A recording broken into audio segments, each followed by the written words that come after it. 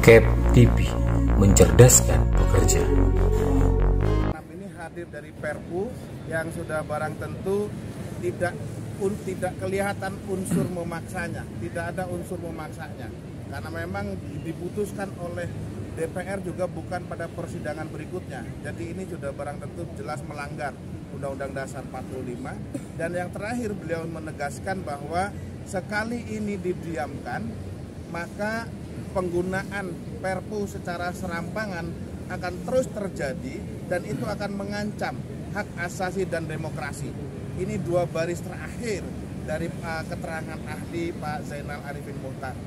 Yang kedua, dari ahli yang diajukan oleh Gekanas ada Bu Bivitri, 3 hal yang beliau tegaskan. Yang pertama, Cipta Kerja ini sebagai sebuah pembangkangan konstitusi yang dilakukan oleh Presiden dan DPR.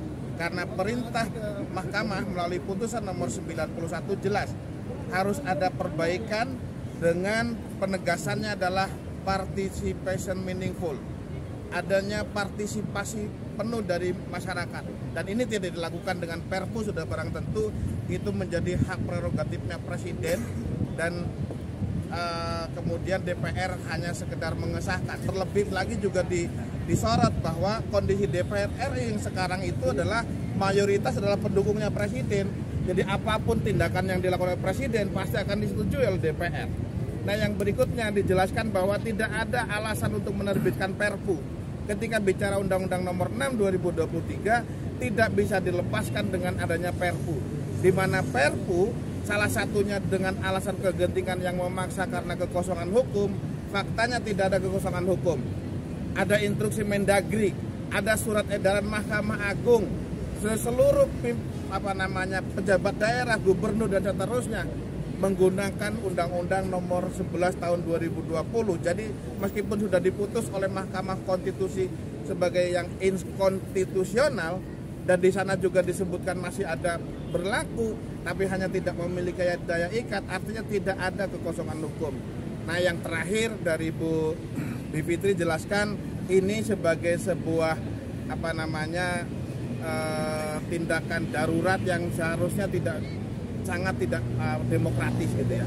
Nah, pada kesempatan hari ini kami menyampaikan kepada Mahkamah harapannya apa yang menjadi pesan dari ahli Pak Dr. Zainal Arifin Muchtar betul-betul diperhatikan, karena kalau Undang-Undang Nomor 6 tahun 2023 tidak dinyatakan inkonstitusional oleh Mahkamah Konstitusi, maka niscaya Perpu yang lain segala macamnya semua dengan Perpu.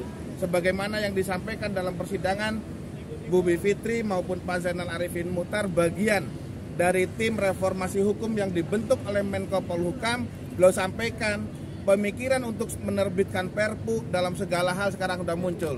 Pokoknya tim itu dikit-dikit Perpu, dikit-dikit Perpu. Maka kemudian itu artinya kondisi normal tapi menggunakan hukum yang darurat, dan insya Allah kemudian kalau ini dibiarkan maka hancurlah tatanan hukum yang ada di Republik ini.